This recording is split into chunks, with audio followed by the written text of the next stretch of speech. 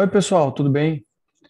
Sejam todos muito bem-vindos a esse que é mais um clube de revista da EBM Academy. Hoje, quem vai apresentar o clube de revista sou eu, André Azeredo, médico, internista e epidemiologista. Hoje nós vamos estar falando sobre esse artigo aqui, já não é tão novo, é um artigo de 2018, que é sobre a associação de ingestão de carboidratos na dieta e mortalidade. É um estudo de coorte prospectivo e também uma meta-análise. Então, os autores relatam aqui o resultado de um estudo de coorte e também pegam o resultado desse estudo de coorte e integram com resultados de outros estudos de coorte e apresentam, então, uma meta-análise desses resultados. Nós vamos, nesse clube de revista, como sempre, seguir uma ficha de leitura. Nós costumamos usar essa ficha de leitura proposta pelos autores Fuchs e Weizmacher no livro Farmacologia Clínica, tá bem? Bom, então, começando aqui a ficha de leitura, vamos primeiro avaliar qual é a base teórica do assunto investigado e qual é a hipótese conceitual. Hipótese conceitual é o conjunto das... hipótese conceitual é a hipótese principal dos autores quando fizeram o estudo. Por exemplo, os autores poderiam ter a hipótese de que existia uma associação benéfica entre consumo de mais carboidratos e desfechos em saúde, ou uma hipótese conceitual que existia uma associação prejudicial entre o consumo de mais carboidratos e desfechos em saúde. Então, vamos avaliar a hipótese, a base teórica e a hipótese conceitual. Aqui está o nosso artigo.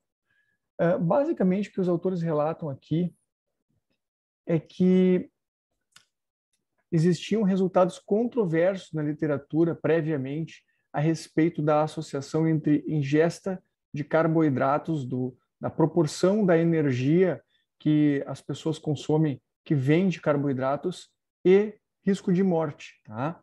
Então, existia um conjunto de estudos prévios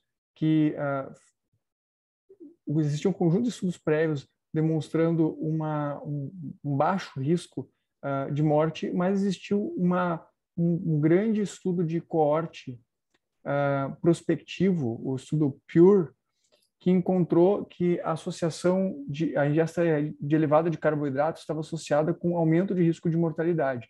E esse achado do estudo da coorte PURE, ele entrava em contradição com relatos prévios. Eu fico aqui pensando que esses autores eles não se posicionam bem sobre qual era a hipótese conceitual deles. Eles queriam, na verdade, avaliar a relação entre a proporção de carboidratos ingeridos e desfechos em saúde, que eles especificamente afirmam.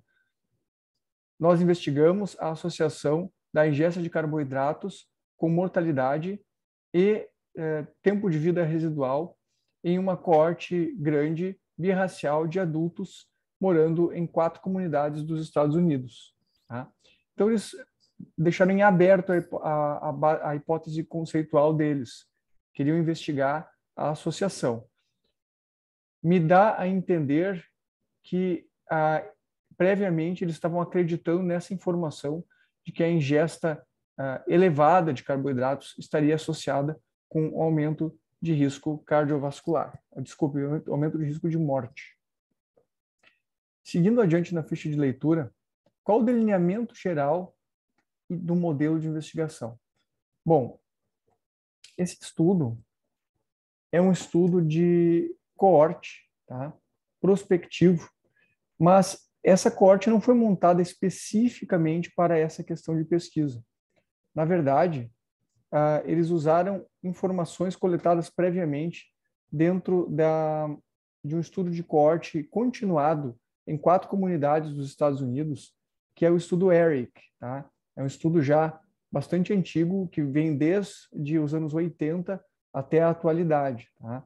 Que basicamente consiste em acompanhamento de indivíduos ao longo de décadas. Né? Eles entraram inicialmente na faixa etária de 45 a 64 anos, e eles foram submetidos a questionários de frequência alimentar e tiveram seus desfechos de saúde acompanhados ao longo do tempo. Tá? Então, como a informação foi coletada prospectivamente, era uma informação mais confiável sobre a qualidade da dieta desses indivíduos e também era confiável a informação quanto aos desfechos, né? Por exemplo, se aconteceu uma morte ou não aconteceu uma morte, porque era uma corte prospectiva de comunidades fechadas e um estudo muito bem planejado, tá? Um estudo gigantesco. Seguindo adiante na nossa ficha de leitura, vamos caracterizar as intervenções ou exposições estudadas. Bom, a exposição estudada nesse estudo era a ingestão de carboidratos, tá? Isso avaliado por um questionário de frequência alimentar. Eles especificam aqui, ó, os participantes completaram uma entrevista que incluía um questionário de frequência alimentar semi-quantitativo de 66 itens. Tá? Também um modificado de 61 itens, que foi desenhado aqui por esses pesquisadores, e esse questionário foi aplicado na visita 1, que foi nos anos de 87 a 89, e na visita 3, nos anos de 93 a 95. Tá?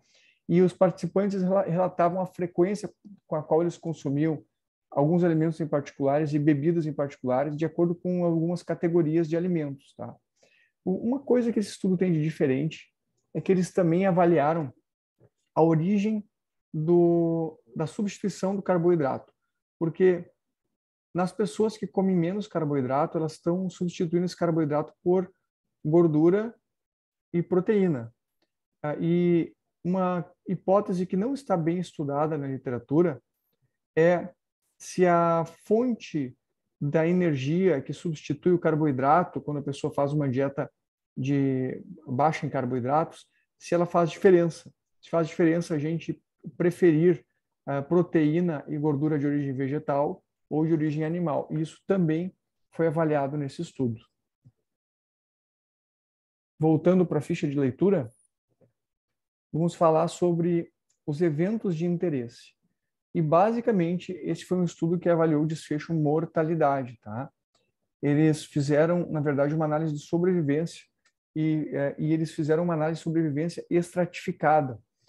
Estratificada de acordo com a ingesta, a categoria de ingesta de carboidratos. Isso expresso na proporção da energia daquele indivíduo que se esperava que viesse de carboidratos. Então, tinha indivíduos que comiam um prato que mais de 65% da energia vinha de carboidratos, e depois tinha essas outras categorias aqui, de 55% a 65% da energia vinha de carboidratos, e ia reduzindo até chegar à faixa etária menor, na qual menos de 30% da energia vinha de carboidratos. Tá? E, como já disse antes, esse é um estudo que tem, na verdade, dois estudos em um, sendo a primeira parte dele um estudo observacional e a segunda parte dele uma integração com outras cortes de uma meta-análise. Eu estou dando mais atenção aqui para o estudo observacional. Eu não estou entrando tanto nos aspectos da meta-análise, não estou fazendo ainda uma análise crítica da meta-análise. Qual é a hipótese operacional? Bom, visto que esse estudo não tem assim uma hipótese conceitual bem direcionada, ou seja, ele não está claro se os autores estão acreditando que uma ingesta de carboidratos mais alta esteja associado a maior ou menor risco de eventos, a hipótese fica meio difícil a gente fazer a hipótese operacional. Eu diria que a hipótese operacional aqui é que não existe uma relação entre a quantidade, a proporção de carboidratos na base alimentar dos indivíduos e o risco de morte cardiovascular, né, que não existe essa associação. E a hipótese conceitual seria que existe essa associação, mas sem especificar o lado, né, estando em aberto, então, a possibilidade de ser uma associação de aumento de risco ou de redução de risco. Há hipóteses secundárias definidas a priori. Sim, eu já comentei para vocês aqui que esses autores investigaram se a fonte de substituição do carboidrato ela estava relacionada a desfechos em saúde diferentes também. Então, não era só a ingesta de carboidrato, a quantidade, mas também a fonte da substituição do carboidrato. Aqui, ó, está nesse trecho aqui no final da introdução. Estudamos se a substituição de carboidratos por fontes baseadas em animais ou baseadas em plantas de gordura e proteína se isso modificava a associação de risco existente entre a ingesta de carboidratos e o risco de morte. Então, essa é uma hipótese secundária definida a priori.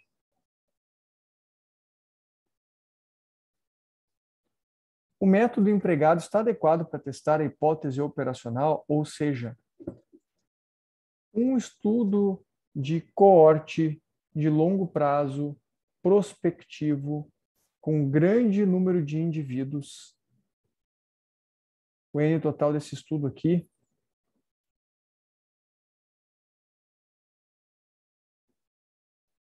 é de 15.428 indivíduos. Tá? Então, um estudo de coorte observacional prospectivo com mais de 15.000 indivíduos acompanhados por mais do que 3 décadas é o desenho adequado para a gente investigar a associação entre a exposição e o desfecho, tendo a exposição sendo medida de uma forma validada, com instrumentos validados, e o desfecho também medido de uma forma confiável, eu diria que sim. Né? Então, o desenho parece bastante apropriado. Fazer um ensaio clínico randomizado de dieta com um segmento tão longo seria bastante complicado. Os pacientes teriam que ser randomizados para receber uma dieta ou outra dieta, com mais ou menos proporções de carboidrato na base energética. E é muito difícil randomizar a dieta, porque a dieta depende muito de fatores culturais, fatores próprios do indivíduo e hábitos. E a gente não consegue randomizar as pessoas para hábitos, ainda mais para um período de tempo tão longo. Então, nesse caso, me parece especialmente apropriado o estudo observacional, no qual se observou a proporção de ingesta de carboidrato que os indivíduos já vinham tendo naturalmente. E se mediu qual é o risco que estaria associado. É claro que aqui a gente já cai num outro problema, que é o confundimento. Porque a pessoa que tem controle, que se preocupa com a quantidade de carboidratos na sua alimentação, nem para mais nem para menos, ela também se preocupa com outras coisas. Ela se preocupa em não ser tabagista, se preocupa com atividade física, se preocupa com a ingesta de gordura, se preocupa com a ingesta de sal e vários outros hábitos que impactam positivamente ou negativamente a saúde. Então, já adianto para vocês que um dos grandes problemas desse estudo, assim como qualquer outro estudo observacional, é o risco de confundimento, certo? Mas eu diria que sim, o desenho de pesquisa está adequado para investigar a associação entre a ingesta de carboidratos e o risco de morte. Analise a seleção de pacientes e os instrumentos de medida utilizados. Bom, os pacientes eles foram recrutados a partir de uma base populacional em 4 comunidades norte-americanas. Então, a gente tem assim, ó, por um lado, a gente não tem viés de seleção no sentido de os indivíduos não foram muito escolhidos a dedo para entrar nessa pesquisa. Era praticamente qualquer pessoa que estivesse nessas comunidades. Tá? Eles excluíram participantes que não tinham informação de dieta completa, mas daí é porque eles não tinham a medida da exposição confiável. Tá? E também excluíram participantes com ingestas calóricas extremas, pessoas que comiam muito poucas calorias por dia ou calorias em excesso por dia, definidos aqui como menos de 600 ou acima de 4.200 quilocalorias por dia para homens e os valores um pouquinho abaixo aqui para mulheres. Tá?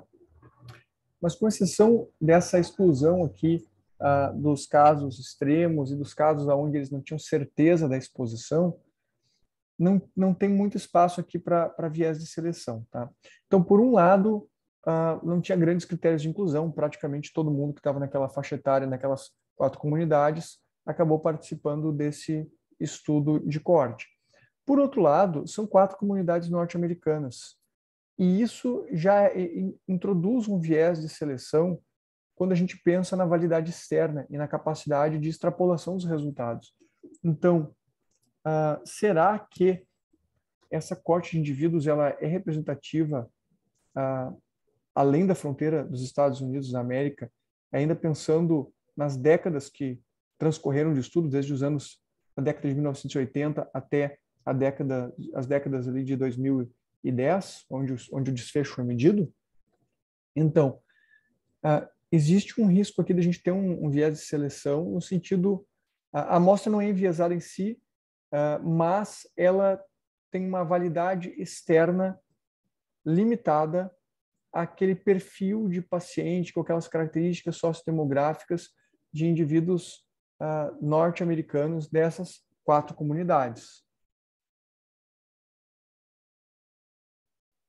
A gente pode até ver aqui como eram as características desses indivíduos, né? Aqui eles estão separados em quantis de ingesta de carboidratos, tá? E a gente tem aqui, por exemplo, a idade, na idade média no início do segmento 53, 54 anos, proporção de homens e mulheres mais ou menos meio a meio, mais ou menos bem distribuído, a proporção de indivíduos de diferentes etnias tinha um predomínio de pessoas brancas, cerca de 70 a 75%. Também tinha indivíduos pretos, de 25 a 30%, e também tinha uma minoria aqui de nativos índios norte-americanos e asiáticos. Tá? O índice de massa corporal dessas pessoas aqui já era na categoria de obesidade, né? Então, aliás, sim, obesidade ou sobrepeso, antigo sobrepeso ou já obesidade grau 1, 27,5 até 28, e uma proporção de diabéticos aqui que variava de 10 a 13%, representativa da população, em geral semelhante ao que é descrito em outras populações, talvez um pouquinho acima. A proporção de hipertensão também representativa do que a gente vê em outras populações, 35% aproximadamente. Então, essas são as características principais, né? Se a gente assumir que o local para onde a gente quer extrapolar os resultados apresenta uma população com características semelhantes a essas, então a gente entende que esses resultados têm uma validade externa. Caso contrário, a gente entende que esses resultados têm uma validade externa limitada.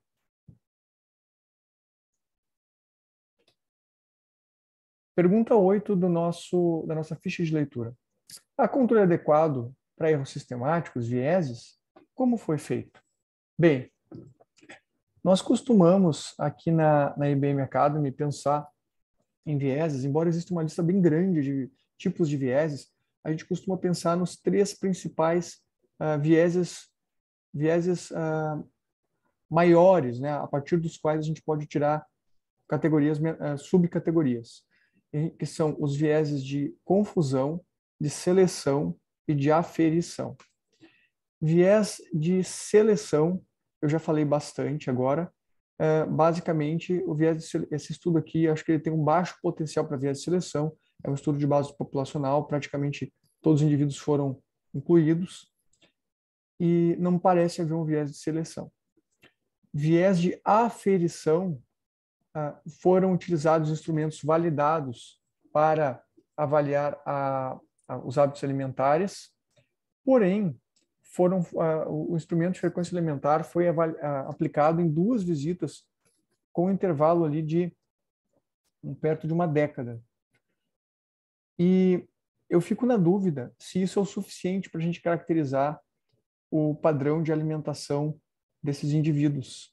Então, na visita 1, os indivíduos receberam um questionário de frequência alimentar, e na visita 3, receberam novamente aqui com um intervalo de 6 a 7, 8 anos, tá? Então, imagina, você faz um questionário de frequência alimentar agora, um questionário de frequência alimentar dali a 5, 6 anos, e será que isso caracteriza adequadamente os seus hábitos alimentares no muito longo prazo, considerando aqui 3, 4 décadas de segmento? Eu tenho dúvida, o estudo não responde isso claramente, e para mim esse é um potencial viés que a gente pode ter aqui de aferição. Aferição da exposição, no caso, né? Agora, a aferição do desfecho, sendo o desfecho principal a morte, morte é um desfecho duro, é um evento que não se perde, ainda mais numa coorte dessas, em comunidades fechadas, pequenas, aonde todos os indivíduos foram acompanhados ao longo do tempo. Então, diria que não há risco aqui de viés de aferição para o desfecho. Então, falei do viés, risco de viés de seleção, risco do viés de aferição, e resta ainda o risco de viés de confusão. Como todo estudo observacional, sim, existe o risco de viés de confusão. Como eles lidaram com isso? Ora, a análise estatística desse trabalho, na verdade, ela é bem robusta, tá? Eu não vou me aprofundar muito nela, mas basicamente a análise principal foi uma análise de sobrevivência. E nessa análise de sobrevivência, eles usaram um modelo de Cox ajustados para múltiplos confundidores, múltiplas covariáveis, tá? Para calcular um hazard ratio ajustado para confundidores. E, inclusive, na hora de fazer a meta-análise depois, eles incluíram apenas estudos de coorte relatando o hazard ratio ajustada por pelo menos 3 confundidores. Então, esse estudo aqui ajustava para múltiplos confundidores, certamente que mais do que 3. Agora, na meta-análise, eles exigiam que as outras coortes tivessem ajuste da hazard ratio para pelo menos 3 confundidores. Deixa eu ver aqui se eu encontro os confundidores. Aqui as covariáveis, ó, estão todas aqui, ó, idade, sexo, raça autorreferida, centro de estudo, nível educacional, hábito de tabagismo, nível de atividade física, tá? E ingesta calórica total. Então, essas foram as covariáveis que foram incluídas aqui no modelo. Então, eu diria assim, ó, que mesmo uma análise estatística bem feita não consegue eliminar totalmente o risco de viés de confundimento. Mas esse risco pode ser minimizado na medida em que a gente inclui as principais covariáveis que sabidamente estão associadas ao desfecho que está sendo avaliado, no caso aqui é o risco de morte. Então eu diria que foi feito um bom trabalho aqui do controle para confundidores. E aqui o que eu comentei antes para você sobre a meta-análise, eles incluíram, então, eles atualizaram uma meta-análise publicada previamente, com artigos até 2012, aí eles atualizaram até 2017, e incluíram estudos observacionais ou randomizados, com segmento mínimo de 1 ano, relatando riscos relativos. Aí eles falam aqui que poderia ser hazard ratio, razões de risco ou odds ratio, com intervalos de confiança, e ajustados por pelo menos 3 dos seguintes confundidores. Aí tinha idade, sexo, obesidade, status de tabagismo, diabetes, hipertensão, hipercolesterolemia, história de doença cardiovascular e história familiar de doença cardiovascular. Tá? Então, eu diria assim que, tanto no estudo observacional quanto na meta-análise que eles fizeram depois, eles se preocuparam sim em ter controle para confundidores.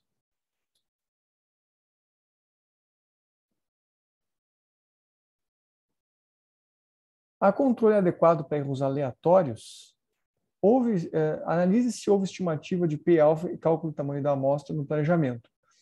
Se houve controle para múltiplas comparações quando da análise dos resultados e se foi feita estimativa dos intervalos de confiança.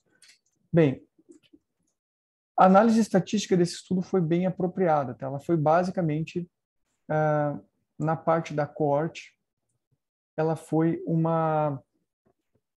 eles fizeram aqui uma associação, uma curva de associação entre as diferentes hazard ratios associadas a diferentes graus de ingesta de carboidratos com o risco de, aliás, desculpe, a associação entre diferentes hazard ratios que estão associadas aos diferentes graus de ingesta de carboidrato.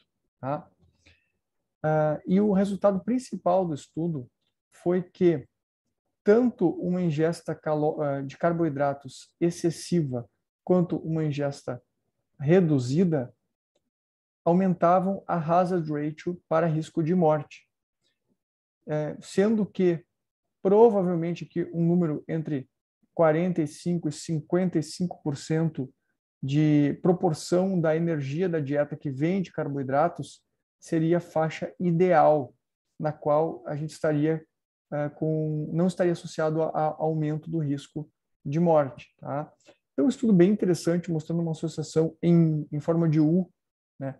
Sendo inclusive mais íngreme a associação, com maior aumento de risco, para o lado da redução dos carboidratos. Se a gente reduz os carboidratos, a gente aumenta mais rápido o risco do que se a gente aumenta os carboidratos. Demora mais para aumentar o risco, aumentando os carboidratos. Ou seja, é pior comer menos carboidratos assim, do que comer mais carboidratos, sendo que existe um ponto ótimo aqui de 45% a 55%.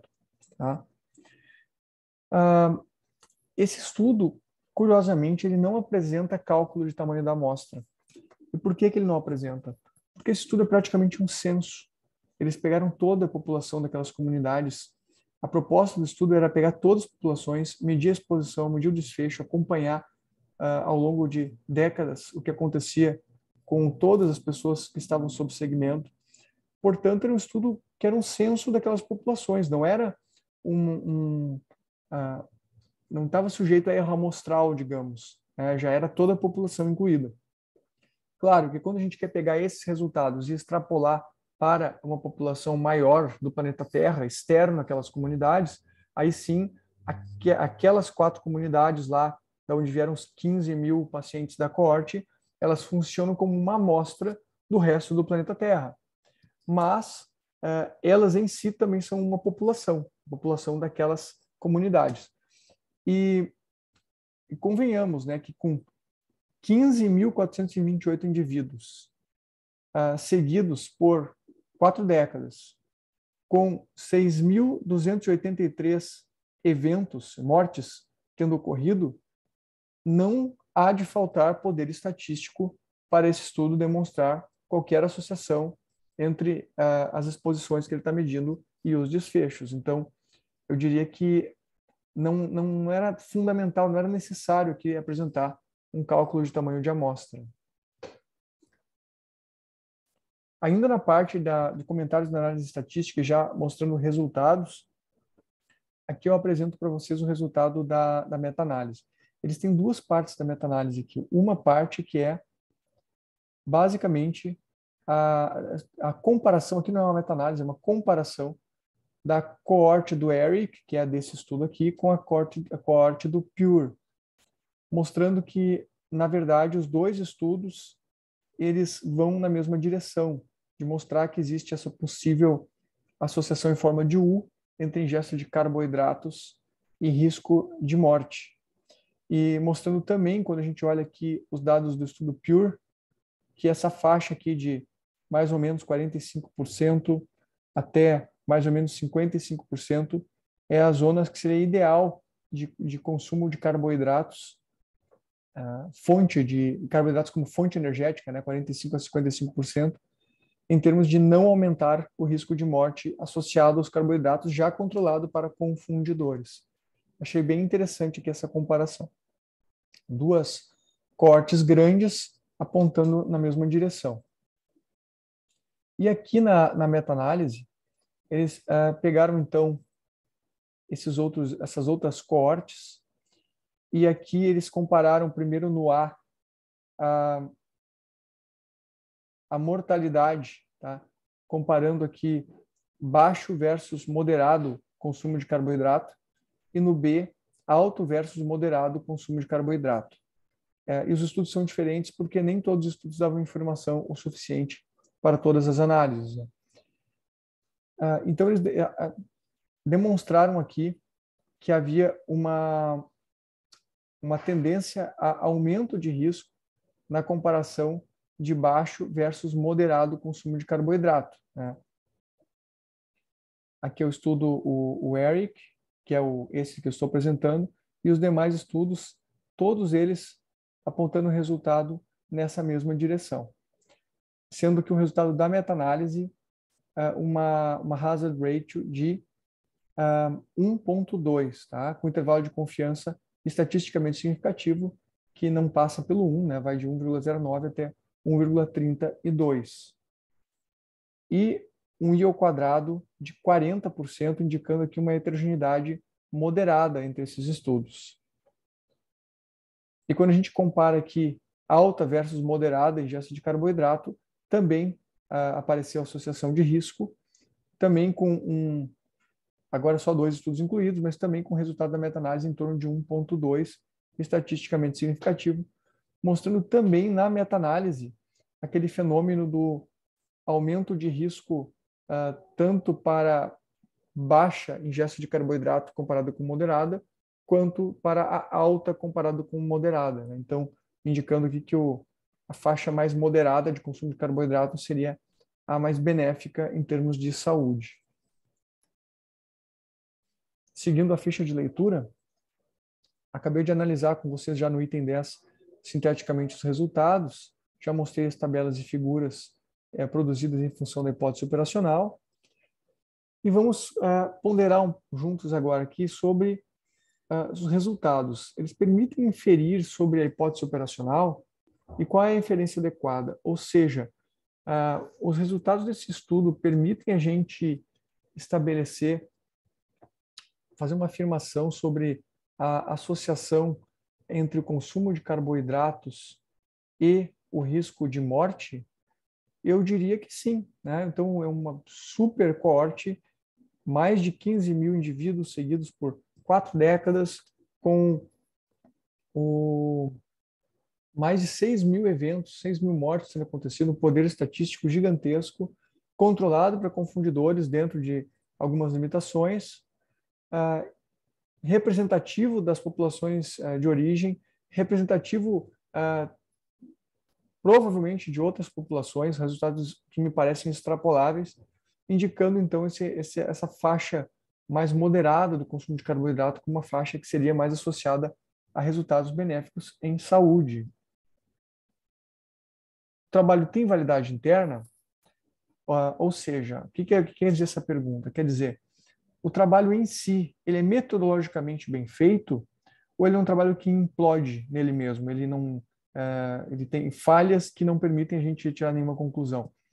Eu diria que sim, o trabalho tem validade interna, ele não tem nenhuma falha crítica, né, que acabe com a possibilidade de a gente tirar conclusões, ele não é intrinsecamente enviesado, esse trabalho, né? Então, ele tem sim validade interna. O trabalho tem validade externa com a inferência sobre a hipótese conceitual. Bom, a inferência sobre a hipótese conceitual é que existe sim uma associação entre a proporção da energia derivada de carboidratos na dieta e o risco de morte.